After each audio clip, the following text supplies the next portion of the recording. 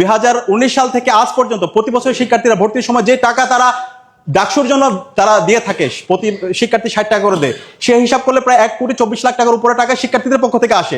সেই শিক্ষার্থীদের টাকাটা পর্যন্ত আমাদেরকে এখন পর্যন্ত দেওয়া হয় নাই।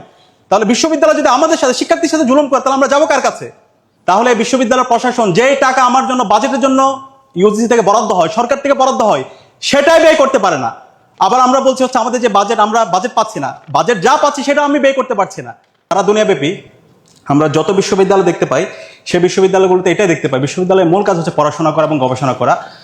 সেই জায়গা থেকে যদি আমরা ঢাকা বিশ্ববিদ্যালয়ের অবস্থা দেখি, বিশ্ববিদ্যালয়ের যে ওভারঅল বাজেট, আমরা যদি 2024, 25, 26, 27 সেশনের যে বাজেট বরাদ্দ দেওয়া হয়েছে, যে মূল বাজেট আমাদের এই বছর মূল বাজেট দেওয়া হয়েছে 949 কোটি টাকা, এর আগের বছরে 973 কোটি টাকা, এবং সেখানে গবেষণায় বাজেট বরাদ্দ দেওয়া হয়েছে মাত্র 2% গত বছর, এবং এই বছর আমরা জানতে পারলাম কোনো ধরনের আমাদের বরাদ্দ দেওয়া হয়নি।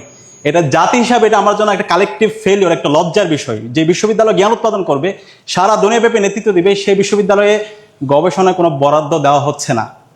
এখন আমি একটু দেখছিলাম, এখানে অনেকগুলো বড় বড় বই দেওয়া হয়েছে, এগুলো পড়ার জন্য তো মোটামুটি 1 মাস সময় দরকার, কিন্তু তারপর আমি একটু দেখছিলাম কি অবস্থা গবেষণায় কি হচ্ছে।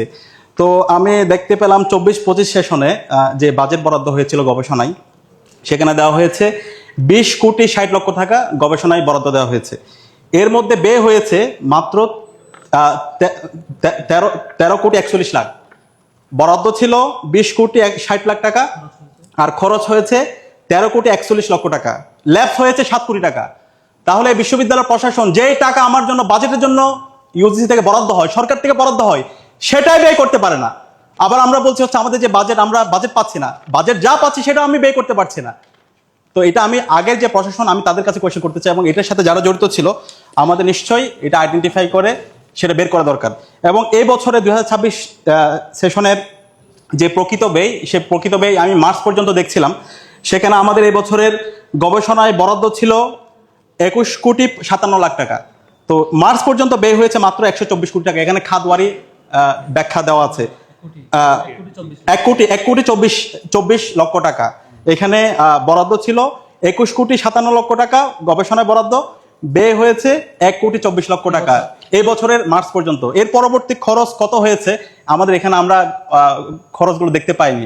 এখানে প্রস্তাবনা দেওয়া হয়েছে, কিন্তু প্রস্তাবিত বাজেটে গবেষণায় কতটুকু ব্যয় হয়েছে 25-26 সেশনের অর্থ বছরে, সে ব্যাখ্যাটা দেওয়া হয়নি। তো সব মিলিয়ে আমাদের কাছে প্রথম যে প্রস্তাবনা, যেই গবেষণায় যে বাজেট আসছে, সেটা সুষম বন্টন যেন হয়, সেটা যেন শিক্ষার্থী এবং বিশ্ববিদ্যালয়ের শিক্ষক যারা গবেষণা করতে চায়, যারা বিজ্ঞান, প্রযুক্তি, শিল্প, সাহিত্য, সংস্কৃতির মাধ্যমে আমাদের বিশ্ববিদ্যালয়কে একটা অনন্য উচ্চতা নিয়ে যেতে চায়, তারা যেন ঠিকমতো ডিস্ট্রিবিউট হয়, যেন আগের মতো করে এটা যেন হচ্ছে না হয়। একই সাথে এখানে পুরো বাজেট আমরা দেখলাম ডাকসু শিক্ষার্থীদের নির্বাচিত প্রতিনিধি, কিন্তু ডাকসু নির্বাচন, আগামী নির্বাচন কেন্দ্রিক বাজেটে এখানে কোনো ধরনের সুস্পষ্ট ব্যাখ্যা নেওয়া হয়নি, কত খরচ হবে সেটাও আমাদের কাছে পরিষ্কার না। তাহলে এর মাধ্যমে কি আমরা ধরে নিচ্ছি সে আবার নির্বাচন আগে যেভাবে বন্ধ করে দেওয়া হয়েছিল, বিভিন্ন ধরনের বাজেট ঘাটতি অথবা বিভিন্ন ধরনের এখানে দায় দিয়ে, সেই ধরনের দিকে আমরা যাচ্ছি কিনা, সেটা আমরা আজকে মাননীয় সভাপতি, উপাচার্য স্যারের কাছে জানতে চাই। আমরা আশা করব এখানে বাজেটের, আমাদের নির্বাচনের সামগ্রিক বাজেট এবং ডাকসু ওভারঅল পরিচালনা করার জন্য, আমরা এখন পর্যন্ত শিক্ষার্থীদের নির্বাচিত প্রতিনিধি হিসাবে শিক্ষার্থীদের কাজ করার জন্য আমাদের যে বাজেট দেওয়া দরকার, সেটা এখন পর্যন্ত আমাদেরকে দেওয়া হয়নি। আজকে প্রায় আমরা 10 মাস পার করছি, মাত্র আমাদেরকে 25 লক্ষ টাকা দেওয়া হয়েছে।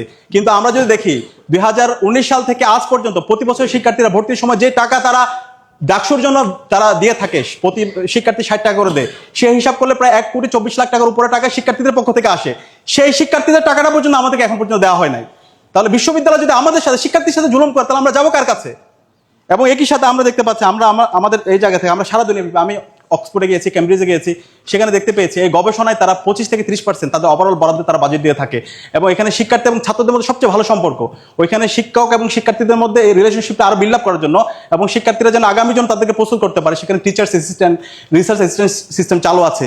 কিন্তু আমাদের এই বিশ্ববিদ্যালয়ে আমরা এখন পর্যন্ত সেটা চালু করতে পারি না। আমার প্রস্তাবনা থাকবে আমরা এবার যেন সেই রিসার্চ অ্যাসিস্ট্যান্ট সিস্টেম আমরা চালু করতে পারি, এবং কমপক্ষে আমরা যেন 1000 শিক্ষার্থীকে এই ফ্যাসিলিটির আওতায় নিয়ে এসে, এবং এখানে একটা স্ট্যান্ডার্ড আমরা একটা বরাদ্দ রেখে আমরা যেন আমাদের বিশ্ববিদ্যালয়ের শিক্ষা, ঢাকা ইউনিভার্সিটিকে একটা পূর্ণাঙ্গ একটা একাডেমিক ইনস্টিটিউট হিসেবে বিনির্মাণ করার জন্য আমরা একসাথে কাজ করি। ধন্যবাদ।